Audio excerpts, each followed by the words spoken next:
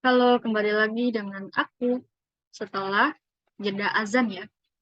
Nah, di sini aku udah buat lagi nih folder baru. Eh, jadi udah, atau kita mau dari awal buat folder. Coba apa ya? Eh, coba lagi mungkin. Di sini kita buat git base-nya. Nah, di GitHub-nya kita buat repositori barunya. Sebelumnya teman-teman kita harus setup awal dulu ya. Setup awal dulu, close saja biar gak bingung. Setup awal ini git config ini fungsinya yang awal ini buat nambahin nama kita. Mohon maaf ya mohon maaf ya untuk mentor dan para tim Skillful. Aku ada kesalahan tulisan nih di sini aturannya ini name pakai E bukan A. Jadi salah. Lanjut email. Nah, perlu diperhatiin email ini harus email yang sama dengan yang kita daftarkan di akun GitHub. Nah, version pakai min ya. Nah, ini untuk melihat versi yang git yang kita install. Ini baru git config list. Nah, perintah ini untuk melihat apakah perintah yang kita eksekusi sebelumnya itu berhasil apa enggak. Nah, ini berarti udah berhasil. Nah, lalu selanjutnya nomor repositori. Nah, tadi kan kita udah membuat repositori baru nih. Mana ya? Nah, ini. Lalu kita udah juga membuat folder baru nih di sini. Ah, kita klik lagi. Kita udah connect belum ya? Belum nih. Lalu ini kita udah proyek baru. Kita ini copy aja ya untuk ngekonekinnya. Awalnya kita git init dulu. Nah, ini muncul. Lalu kita paste aja di sini.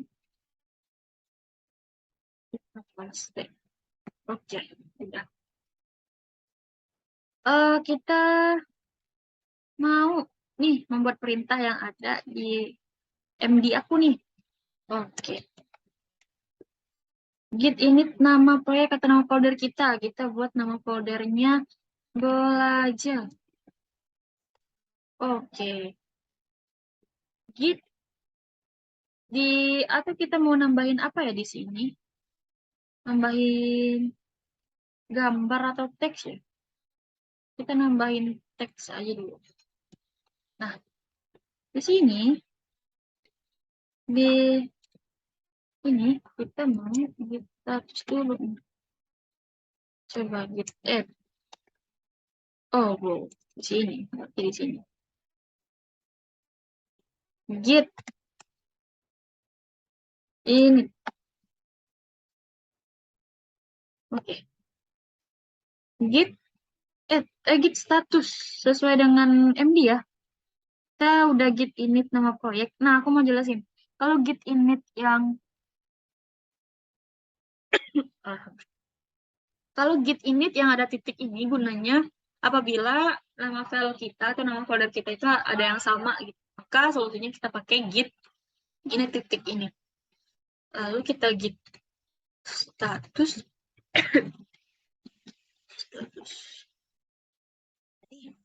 kelihatan kan di file aca.txt ini belum di commit gitu. Nah, karena itu kita add dulu nih sebelum di commit. Nah, aku juga mau jelasin. Ini kan ada dua opsi nih, git add nama file dan git add pakai titik. Kalau git add nama file ini fungsinya kita menambahkan hanya untuk satu file aja. Nah, kalau yang git add yang pakai titik ini kita nambahin lebih dari satu file gitu. Aku pakai git add titik aja walaupun file yang aku masukin hanya satu ya. Buat jaga-jaga aja. Baru git commit pakai deskripsi. Tambahin min m, lalu tuliskan deskripsinya, tambah folder. Tambah file yang kita masukin. Oke. Oke, ini udah ke commit. Apa langkah selanjutnya? Kita push. Push min u origin. Ini bisa dilihat ya. Ini kan aku nulisnya master nih. Ini kita sesuaikan dengan yang ini, yang ada di gitnya. Kalau seandainya git kita itu main, kita tuliskan main. Kita ketikkan main. Dan kalau di sini, dalam kurung ini, adalah master, kita ketikkan master. Nah, aku git push min origin. Nah, udah. Coba kita lihat. Di project yang baru aku buat. Udah. Berarti file yang aca.txt tadi udah ke add ke GitHub-nya. Nah, lalu kita git log supaya kita mau tahu apa aja yang kita lakukan yang tadi. Oke, kita melakukan commit oleh disalsa dengan jam. Kayaknya riwayatnya dituliskan di sini. Oke, sekian aja untuk GitHub. Kita Git dan GitHub, kita lanjut ke HTML. Kita close aja ya. Close. Di close aja. Oke. Nah, HTML. Berarti kita udah ke materi yang ketiga. HTML ini adalah singkatan dari Hypertext Markup Language, yang mana HTML ini digunakan untuk menampilkan konten pada browser. Contoh konten yang dapat ditampilkan seperti teks, image, video, audio, dan masih banyak lainnya. Nah, aku mau analogikan. Di dalam sebuah website itu ada namanya kayak, kita analogikan aja kayak sebuah tubuh manusia. Yang mana tubuh manusia itu, kerangkanya itu adalah HTML. Kerangka manusia itu adalah HTML. Nah, bajunya manusia itu, manusia yang udah dipakaikan baju itu namanya CSS, desain. Nah, kalau manusia juga udah diilustrasikan atau udah bisa kayak gini kayak gitu, itu JavaScript yang nanti akan aku bahas. Nah, sekarang aku mau bahas HTML-nya dulu.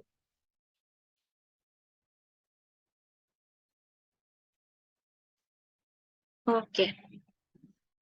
Sekarang kita butuh nih dua tools untuk HTML. Yang mana kita butuhnya browser dan kode editor.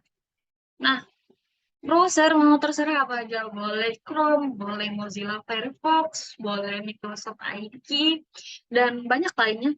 Nah, kode editor ini aku sih installnya Visual Studio Code. Yang mana VS Code ini sudah paket all-in-one. Di mana kita bisa menggunakan bahasa pemrograman apapun. Nah, aku mau nambahin nih, ada satu fitur yang disediakan oleh si VS-Code ini, yaitu live server.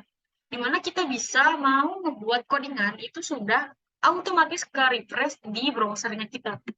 Nah, ini adalah struktur dari HTML. Ayo kita buka dulu VS-Code-nya.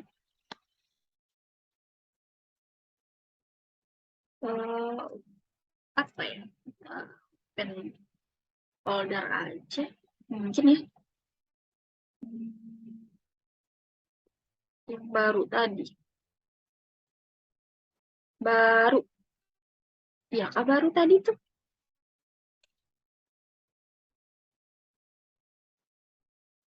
Oh, bukan. Coba lagi ya. Hmm, ini. Oke. Oke. Nih, tadi kan. Oke, kita new file, kita buat project baru aca.html.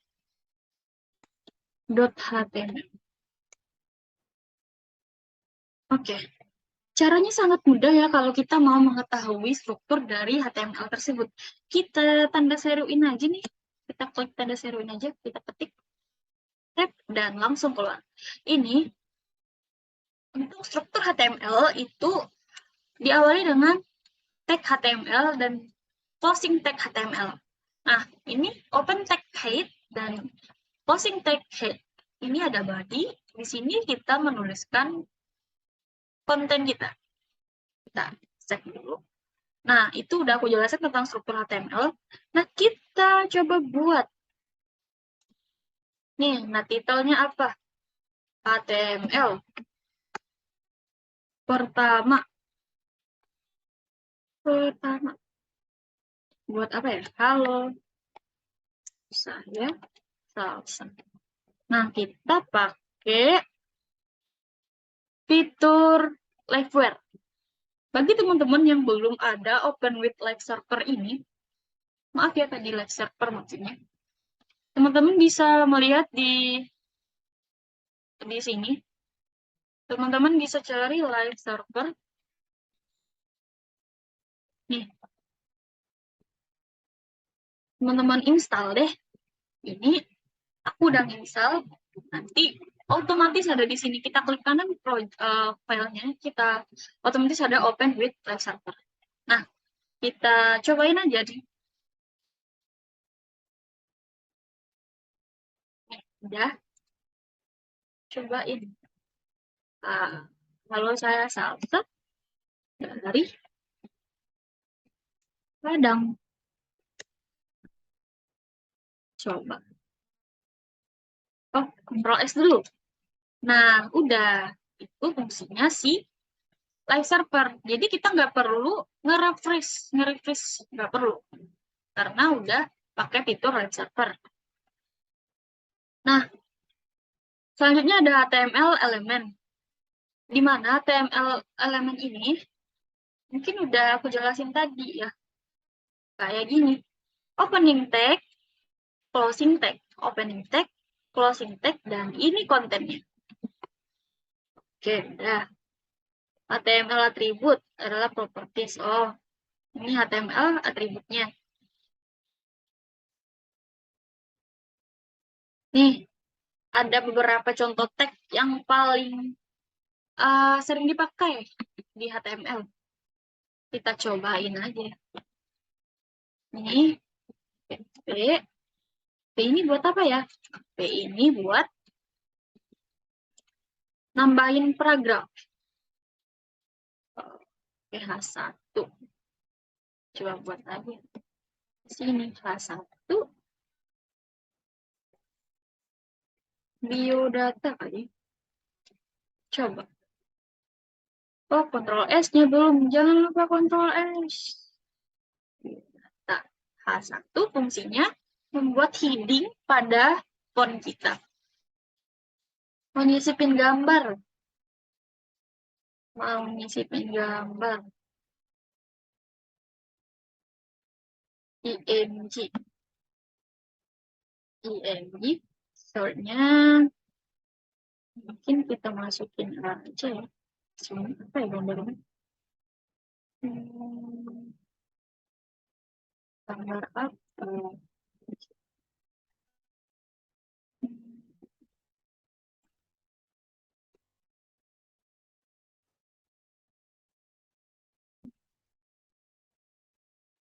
Oke, kita tambahin gambar S.jpg.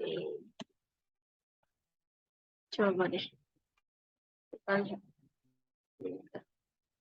Udah. Pakai apakah link? Coba kita nggak usah pakai ALT dulu. Kita pakai tagnya si A. Pakai link. Itu kita mau nyisipin apa ya? Nyisipin apa biasanya? Instagram kali. Boleh aja sih.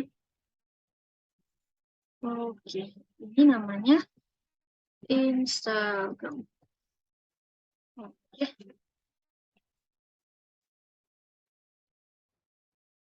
Dia ngedirect ke Instagramnya si Salsa.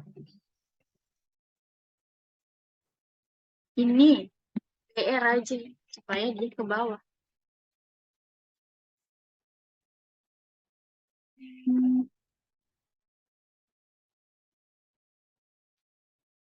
PR. Oke, udah ke bawah. Itu PR untuk memberi. Nah, OL. OL. OL. OL. Jadi ada Owi dan L.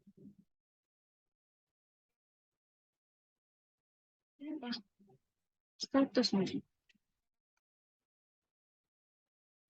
Nih, OL ini untuk mengurutkan.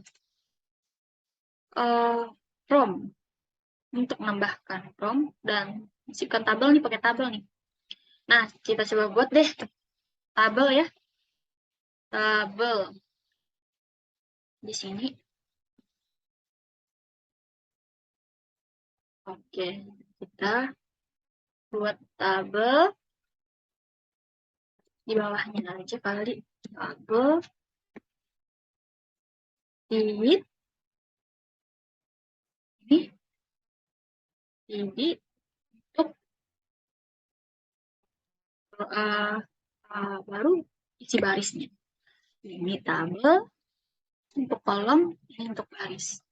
Mungkin nama sama TR-nya apa? TR umur kan. Nah, kita copy aja nih supaya enggak lama-lama. Balik nih aja. Sorry. Ini buat TR dan ini isinya. Ini isinya. Jadi ini untuk row-nya. Nah, kita copy aja. Ini isi bawahnya itu namanya salsa mungkin 19 tahun. Kita pakai border isiin. Ini udah pakai CSS loh. Oke, nih udah ada tabel.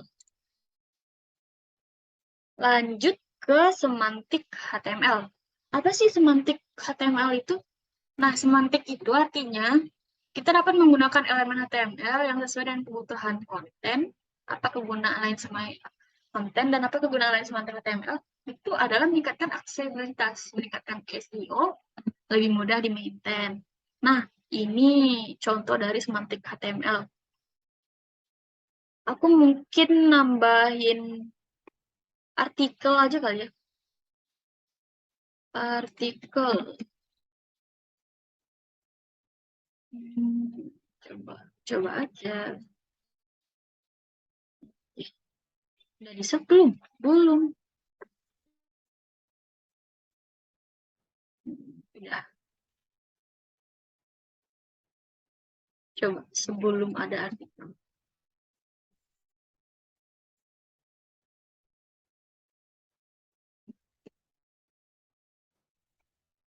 Nah, ini tadi kan ini sebesar H1. Kalau kita udah pakai artikel, itu dia udah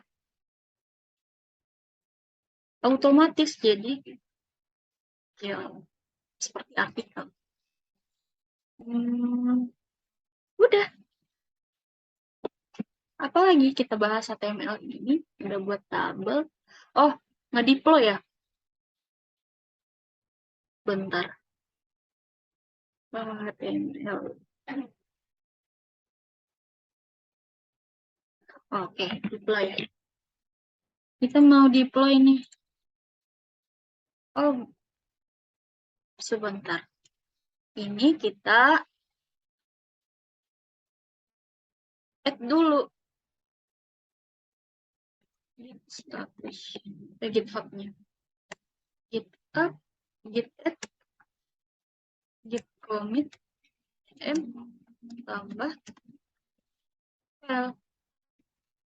Git push min origin min. Oke, udah. Baru kita netlify. Netlify.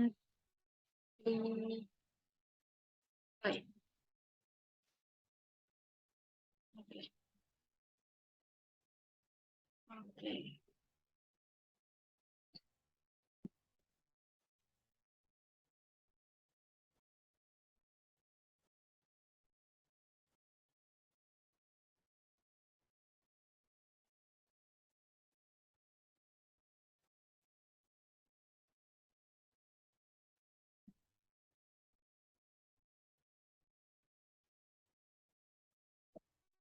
Internet aku kayaknya kurang kenceng deh. Oke, kita mau uploadnya. Begini caranya. Add new set import dari project GitHub-nya.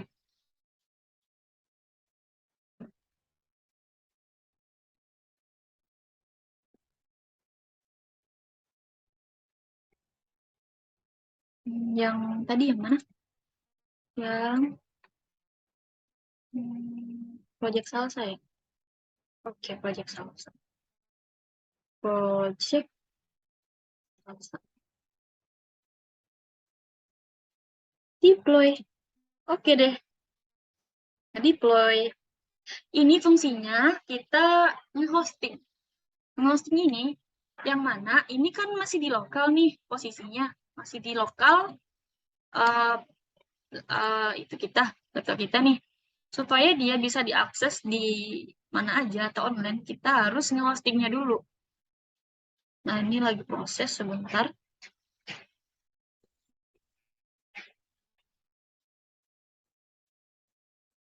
Site deploy in progress.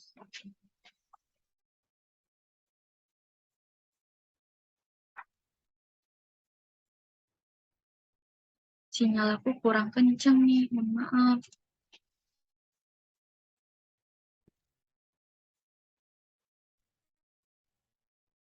Oke, aku mau ngedeploy aja yang manual.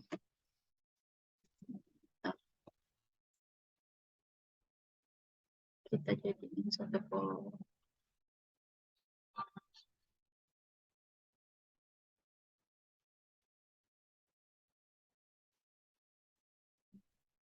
Tunggu ya, kita drop ke sini. Tadi lama banget loh yang import dari GitHub-nya. Nah, udah. Coba, kenapa nih?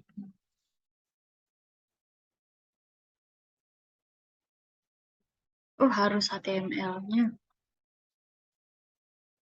Sebentar.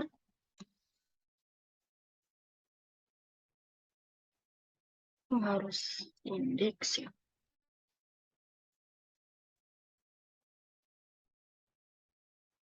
Ini deh. Ini lagi.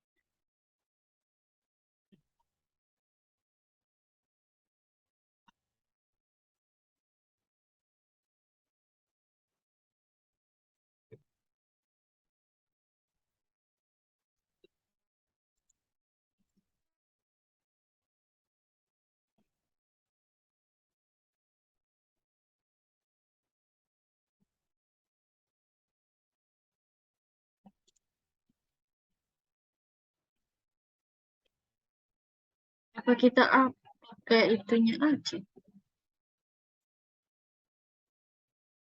Sebentar.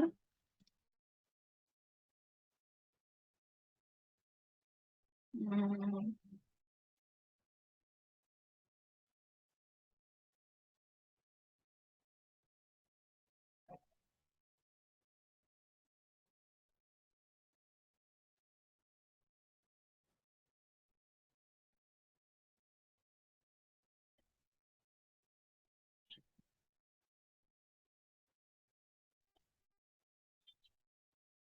kayaknya aku nemu deh solusinya. Kalau kita menghubungkan ke GitHub, maka yang di si GitHub-nya ini harus namanya index.html. Nanti dia nggak kebaca gitu.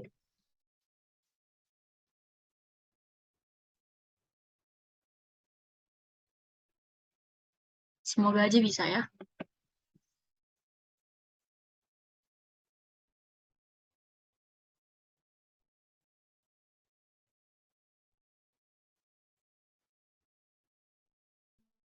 Oh, ternyata, ternyata loading, guys. Loading. Nah, kita cobain deh. Kita ganti browser. Cobain jadi ini. Apakah bisa diakses oleh internet? Bisa. Berarti kita udah deploy. Lanjut ke CSS. Tadi udah aku singgung dikit ya untuk CSS di HTML-nya. Nah, CSS ini adalah bahasa yang digunakan untuk mendesain halaman website. Nah, tadi aku udah bilang, ngebahas juga kalau HTML ini adalah kerangka dari website. Nah, untuk mendesain yang ada di dalam HTML itu kita butuh CSS. Dengan CSS kita bisa mengubah warna, mengubah font, mengcustomnya, editing teks, dan mengatur tata letak, dan lainnya banyak yang bisa kita lakukan. 3 cara menggunakan CSS. Yang pertama ada inline style. Nih, seperti aku buat yang tadi. Sebentar. Kita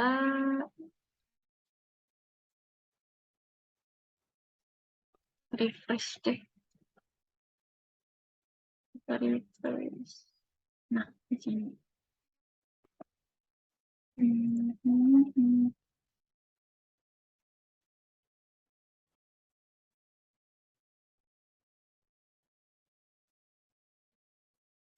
Oke.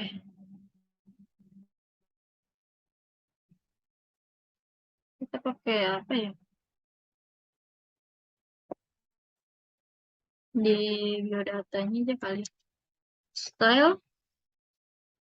Ini adalah aku mau buat contoh dari uh, CSS inline. Stylenya kita kasih background color itu ada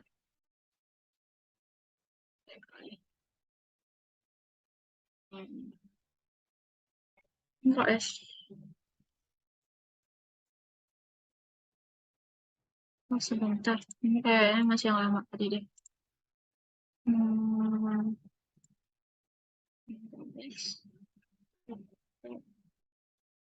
live server. Nih, udah. Hmm, Oke, kita lanjut ke eksternal CSS. Internal CSS. Nah, CSS internal ini adalah CSS yang diletakkan pada bagian suatu HTML dengan menambahkan text style. Posisi text style itu ada di antara open tag head dan closing tag head. Kita tambahkan style. Oh, no. Style. Ini kemana nih?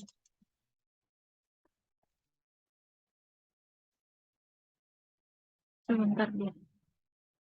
Kenapa merah gitu ya? Apa deh? Apa?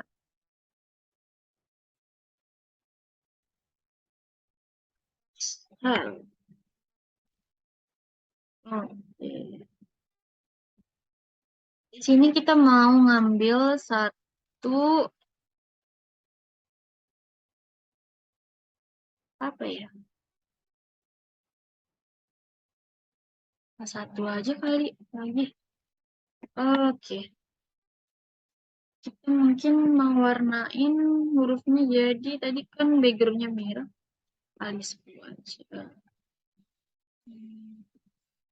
Font pilih apa ya? Lagi UI. Nah, coba kita lihat. Udah aku ubah atau belum? Nah, udah. Itu contoh dari CSS internal. Pakai tag style, yang mana letak tag style ini di dalam open tag, di antara open tag head dan closing tag head. Lanjut ke eksternal CSS. Eksternal CSS ini kita butuh satu folder CSS. CSS. Nah, kita komen dulu aja ini. Tuh, kita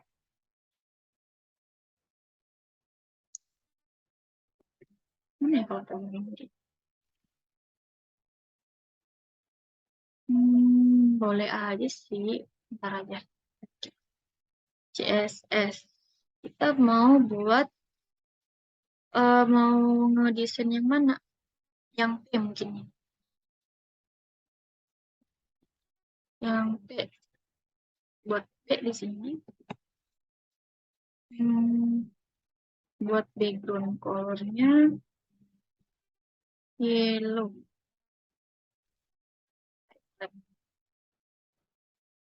Teksnya teks alin mungkin saya enter.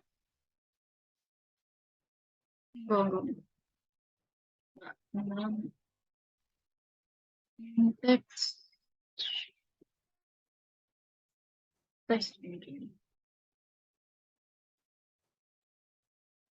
Kalau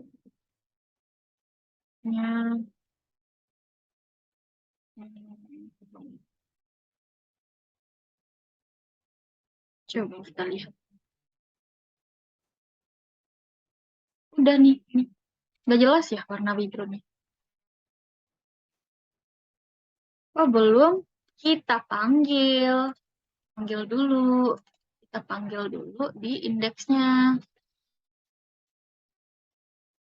Kita panggil dulu dia di tag, pakai tag link di bawahnya. Kita. Oke. CSS apa nama filenya? CSS. Oke.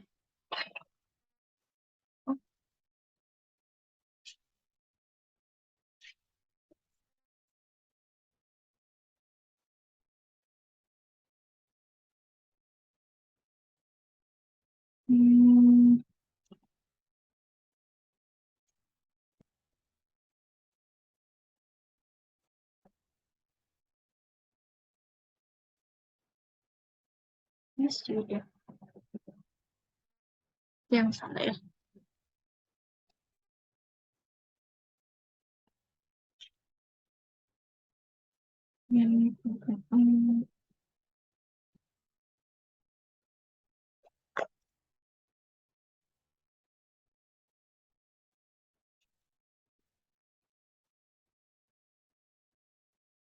Oh, pakai ring. Oke, maaf. Aku harus pakai rel.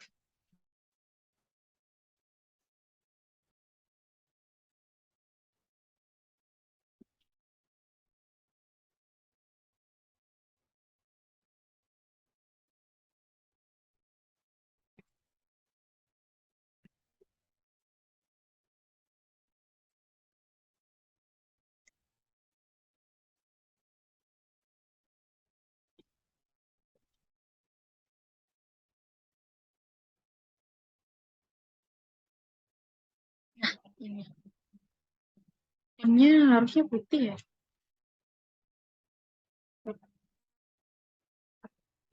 Oke, udah. Ini adalah contoh CSS eksternal. Struktur CSS. Nah, Udah aku contohin, ini adalah selektornya, ini deklarasinya, dan ini kurung kurawal untuk blok deklarasi, dan di dalamnya itu ada seperti.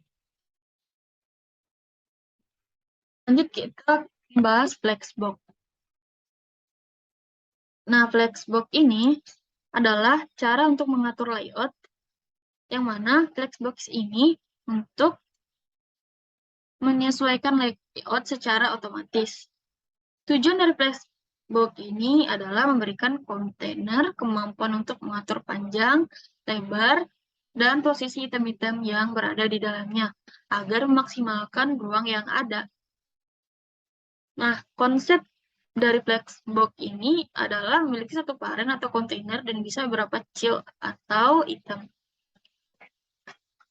Properti kontainer Flexbox itu ada flex direction, yang mana menentukan arah dari yang akan kita lakukan untuk item-item yang pada kontainer Flexbox itu. Tidak ada flex wrap. Flex wrap ini digunakan untuk mendefinisikan bahwa elemen item dalam kontainer Flexbox tidak harus disejajarkan dalam satu baris. Lanjut ada flex flow, yang flex flow ini adalah untuk setup flex direction dan flex wrap secara bersamaan. Lanjut ada justify content. Digunakan untuk mensejajarkan item-item di antara Flexbox, agar kontainer dari Flexbox tersebut bisa mendistribusikan ruang kosong yang tersisa ketika item flex dalam satu baris. Lanjut ada align item dan align content.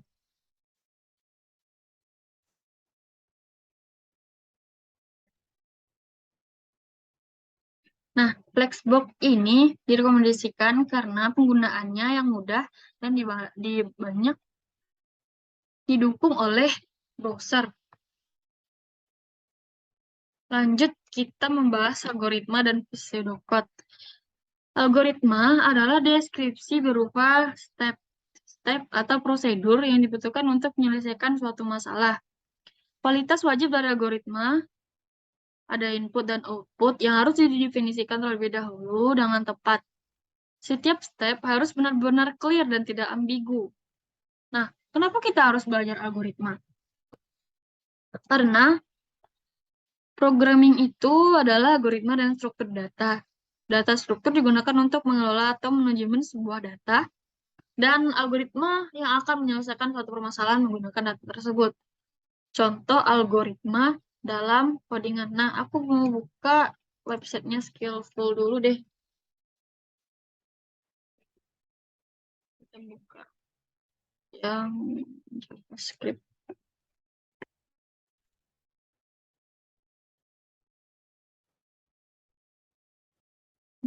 JavaScript.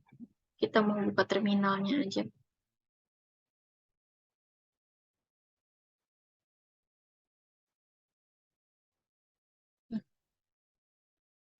Kita hidupkan dulu, kita komen dulu ya. Supaya nggak ganggu. Oke. Kita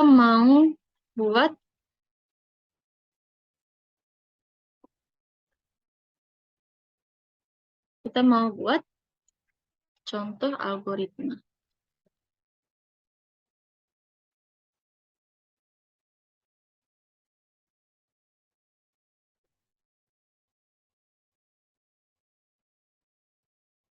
Oke. Ini harusnya udah nyambung ke JavaScript, tapi nggak apa-apa, kita bahas juga.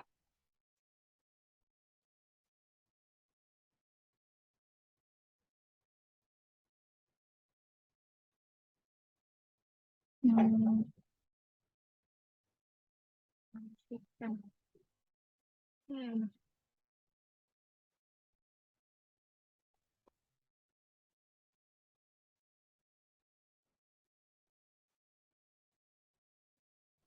Oke, kalau nggak ganggu, saya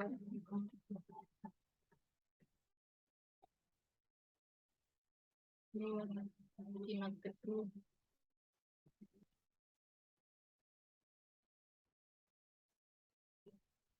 Masukkan angka kolom. Yang B-nya angka akhir.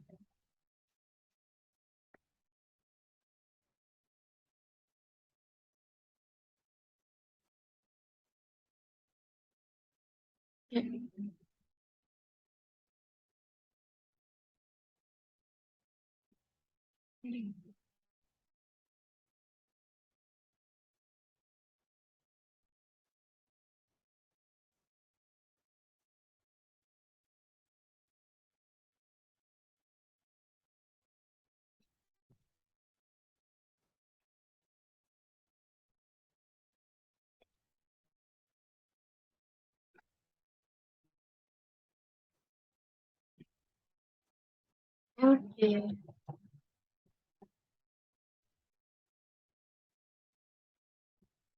Seperti aja.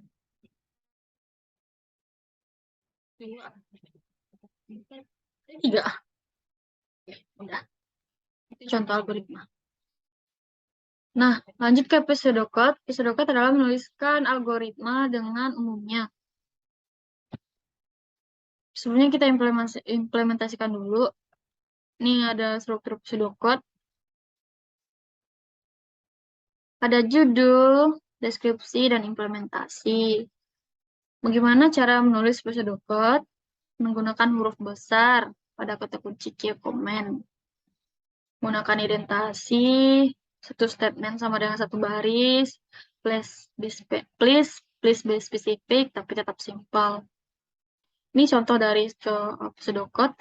Nah, kita langsung ke JavaScript. Halo JavaScript. Oke, JavaScript adalah bahasa pemrograman yang sangat powerful yang kita gunakan untuk logik pada sebuah website. JavaScript juga dapat membuat website menjadi interaktif dan dinamis. Nah, sudah aku bilang tadi kan, HTML itu adalah kerangka dan CSS adalah bajunya untuk ngedesain. Nah, supaya web kita itu bisa interaktif dan dinamis, itu kita harus menggunakan JavaScript. Di JavaScript ada sintak dan statement juga.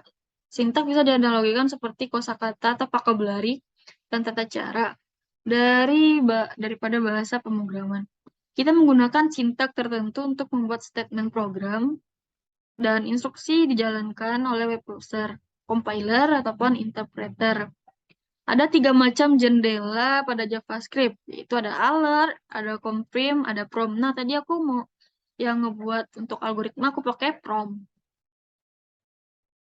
Nah, console log. Console log itu adalah tempat kita untuk pakai logik pemrograman yang kita kembangkan. Nah, aku juga udah pakai tadi tuh di algoritmanya, udah pakai console log untuk menampilkan komen. Komen udah juga aku pakai nih. Nih, fungsinya digunakan untuk memberi keterangan tentang suatu statement. Komen itu nggak dieksekusi. Ini ada 2 macam komen. Ini ada single comment, ini ada multi-line comment. Oke, ada tipe data. Tipe data ada 6. Ada number, ada string, ada boolean, ada null, ada undefined type, undefined type, ada object type. Nah, aku mau cobain satu-satu deh. Kita komen lagi nih. Komennya jangan lupa.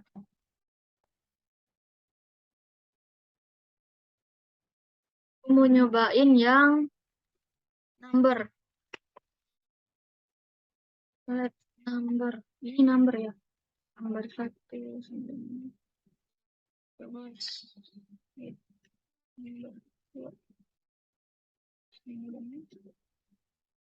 Yang keempat ini deklarasi untuk tipe data number.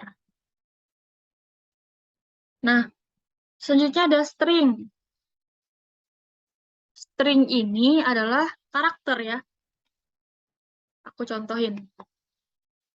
Karakter atau simbol. String. Let string. Ya, capek ya. Nah, ini cara deklarasi string. Lanjut ada boolean. Ini number, ini string, boolean. Teks benar. Let salah. False. Ini contoh deklarasi tipe data boolean. Nah, apalagi nih, null.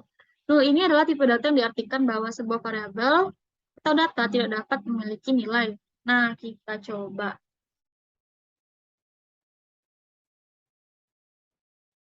Null. Let data dengan null. Coba kita konsol. Log data. Nah, null. Lanjut ke undefined type.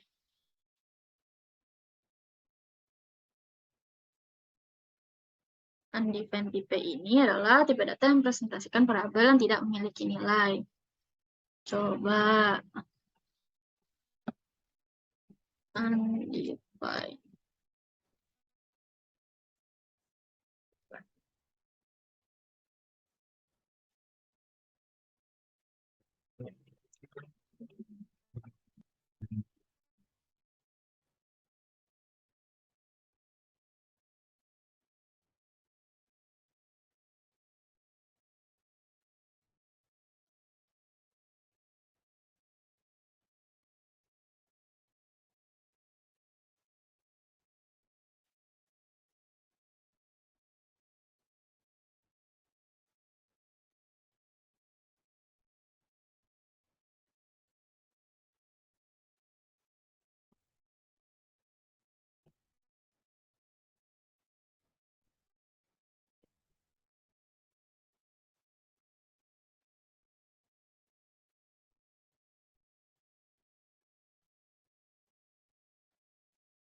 Nah, kita coba variabelnya C deh.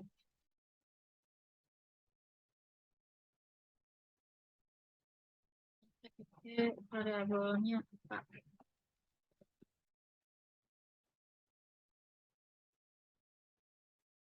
Coba ini aja dulu.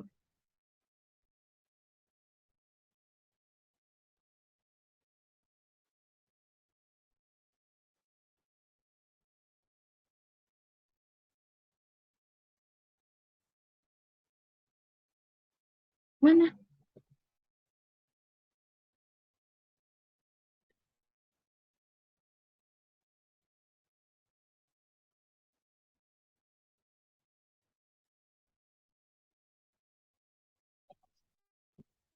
Nih, kayaknya belum berhasil deh. Hmm,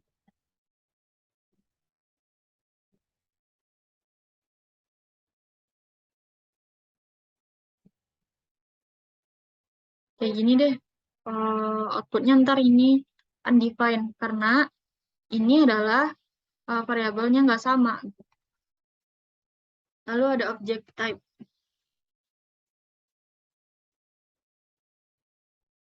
Nah, objek tipe ini adalah koleksi data yang saling berhubungan atau relate. Tipe data objek yang dapat menyimpan data dengan tipe data apapun, bisa number, string, boolean, dan lainnya. Nah, lanjut ke variabel. Variabel ini adalah kontainer tempat untuk menyimpan sebuah nilai. Ada tiga hal yang dapat kita lakukan pada variabel. Yang pertama, membuat variabel dengan nama yang jelas menggambarkan tentang data tersebut. Menyimpan dan mengupdate informasi data yang disimpan, menampilkan data yang tersimpan. Nah, nih tiga cara mendefinisikan sebuah variabel. Coba aja.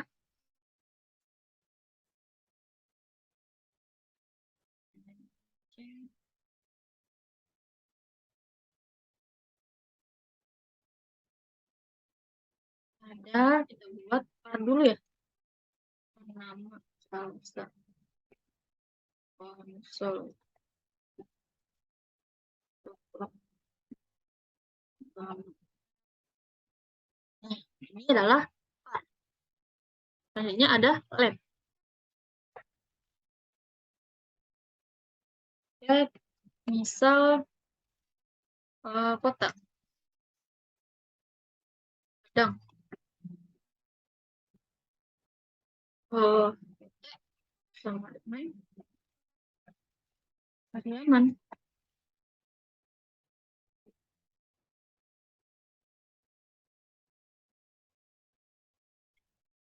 Sebentar, aku lupa. Konsol dulu. Konsol.com. Nah, ini konsol juga. Oh, nah, ini contoh LED dan ini contoh par. Coba kita juga buat seperti LED ini untuk konsol. Coba LED.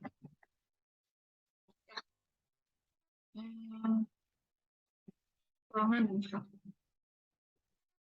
E203 konsol. Kok LED lagi konsol.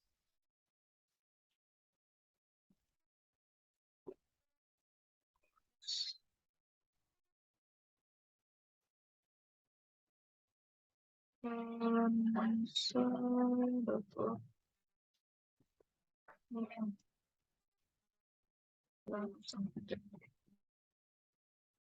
Coba deh kita kayak gini.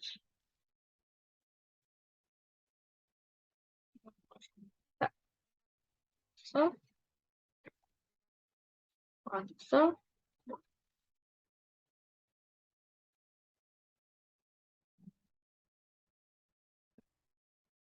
Nah,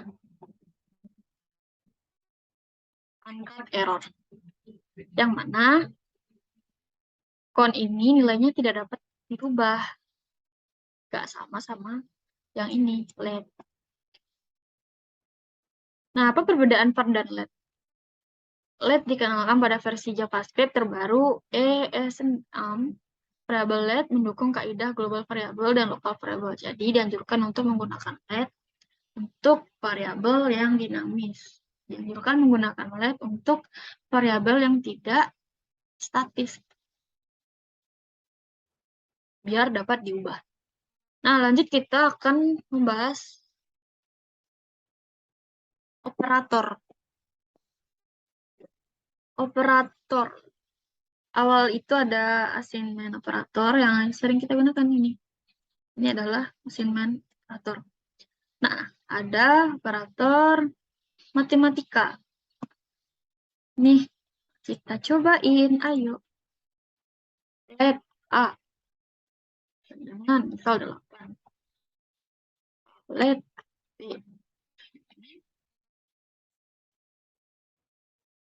Dua. Ditambah. Oke. Oke. Kali deh. Tambah dulu deh. Ya. Konsol.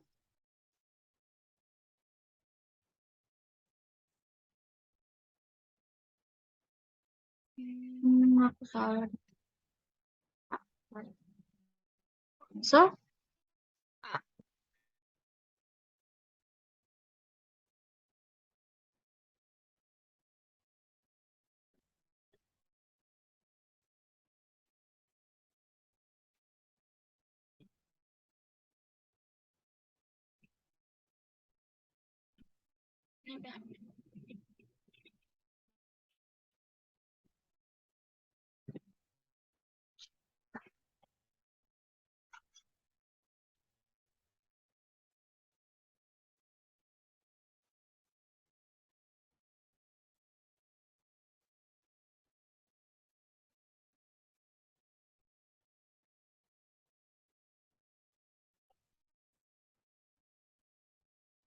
2. Ini udah jalan. 10. Tuh, tambah. Mau nyoba pengurangan nggak? Pengurangan. Ya, ganti aja jadi ini. Kurang.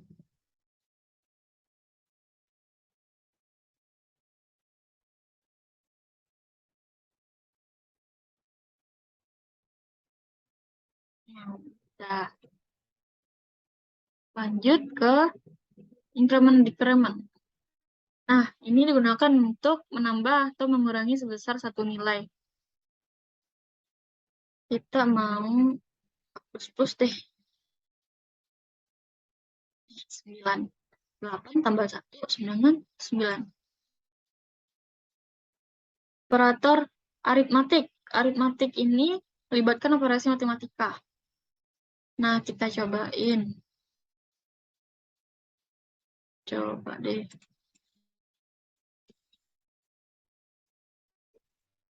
Lihat A sama dengan 6. Lihat B sama dengan 7. Konsol buat A dikali B.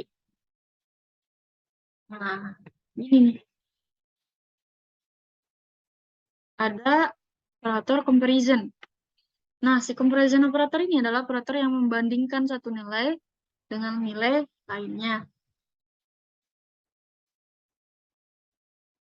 Hasil operasi yang melibatkan comparison itu kayak simbol lebih besar, lebih kecil, lebih besar sama dengan, tidak sama dengan.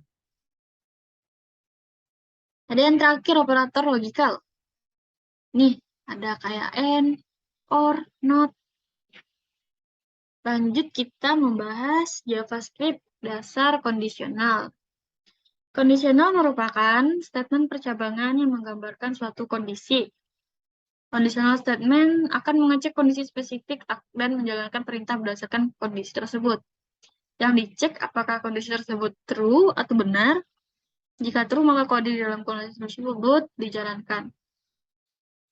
Nah, aku mau bahas, ngasih contoh nih, ada contoh conditional if statement.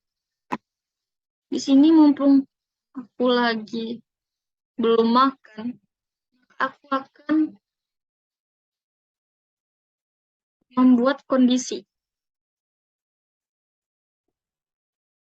Kondisinya misal konsol lagi. Let lapar sama dengan true,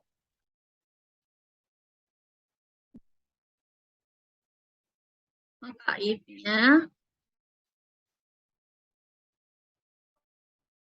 lapar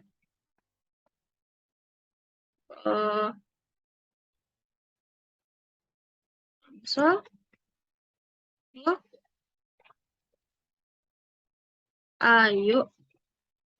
ayo makan. Nah, ini jika if statement. Kondisinya apa lagi? Ada if else. Nah, lanjutkan nih. Ada else. Else.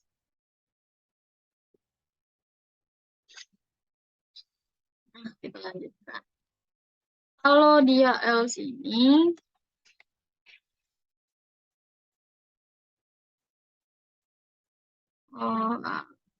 kita ubah jadi false.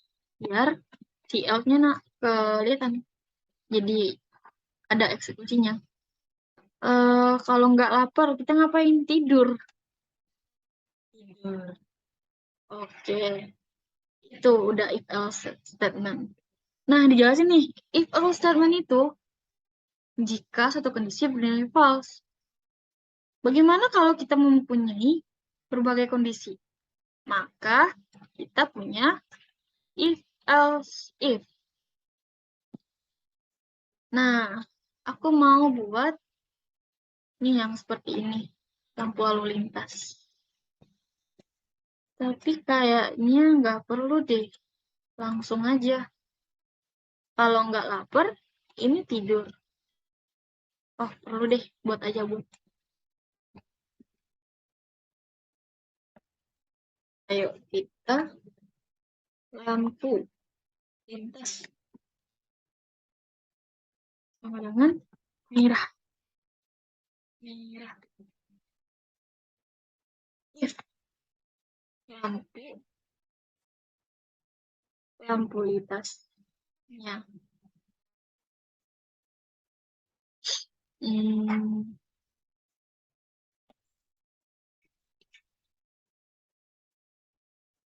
pakai operator merah. Merah maka pencoloknya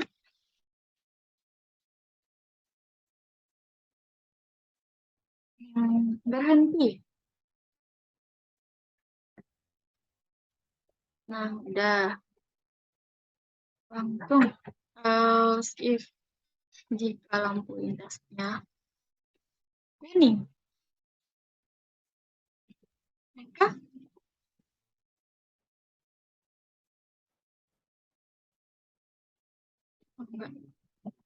maka konsoloknya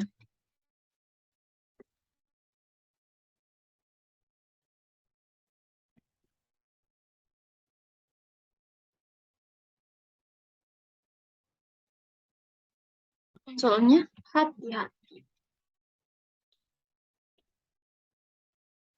Nah, ini udah kelihatan nih kalau dia merah. Apa? Lampu lintasnya hijau. Maka konsoloknya apa yuk? Jalan. Oke, udah. Ini untuk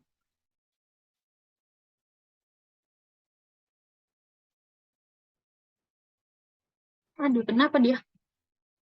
Oh iya, nggak perlu. Udah.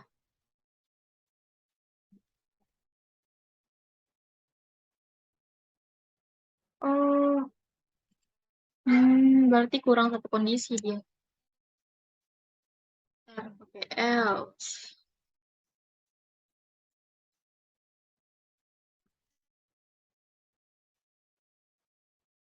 Berarti tidak ada tindakan. Oke. Harusnya hmm, tulis. Oke, udah. Jika lampu merah berhenti, kuning hati-hati, hijau jalan. Lampu lalu lintasnya diinputkan merah. Maka berhenti. Nah, kita langsung yang ke terakhir itu sweet case. Seru loh sweet case ini.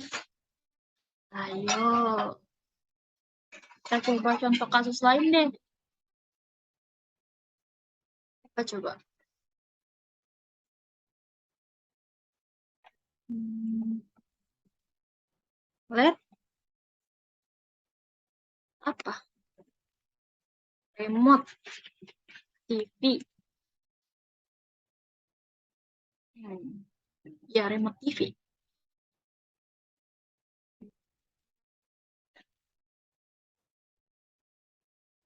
Gede deh. Switch. Remote TV. Ya, kekes. SA. Misal itu hmm, konsoloknya.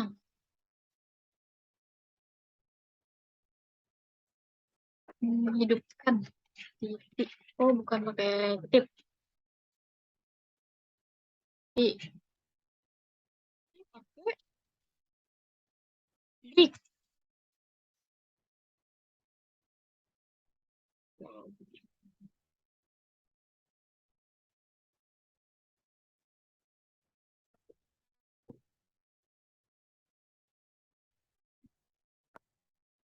Kalau kita Ini kan TV guys. Oke,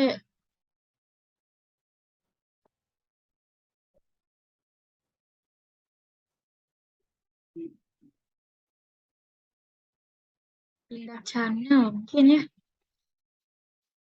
Pindah channel.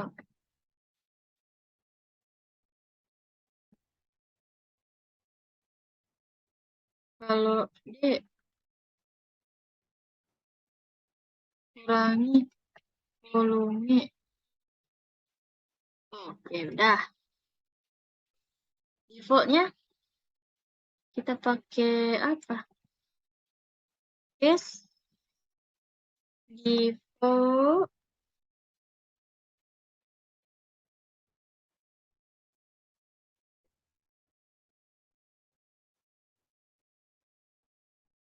Tidak. Tidak. Udah. Oke deh.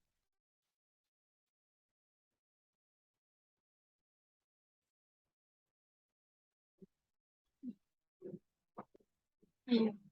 Oh, kebentar. Aku lupa guys. Maaf. Hmm.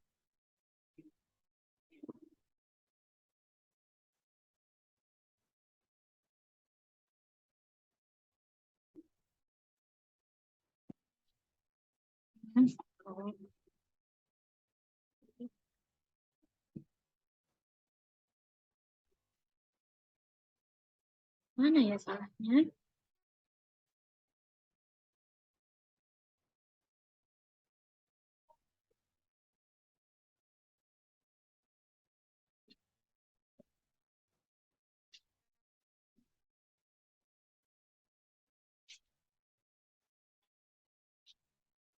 Kita harus pakai.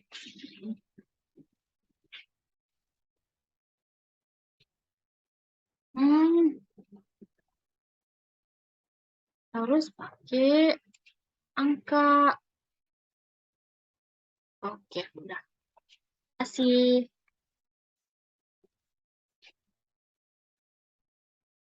Baiklah, mungkin aku ngejelasinnya berbelit-belit. Ya, kedepannya mungkin aku akan belajar legit lagi untuk eh, materi-materi selanjutnya supaya aku nggak banyak bingung gitu dan lama ngejelasinnya. Mungkin segitu aja dari aku untuk tugas writing dan presentation di minggu pertama ini. Terima kasih kepada para mentor yang udah ngajarin dan ngasih pemahaman kepada aku sehingga aku dapat eh, apa? Sehingga aku dapat bisa menjalani materi per materi dan mengerti lah gitu ke depannya aku akan belajar lagi. Makasih. Assalamualaikum warahmatullahi wabarakatuh.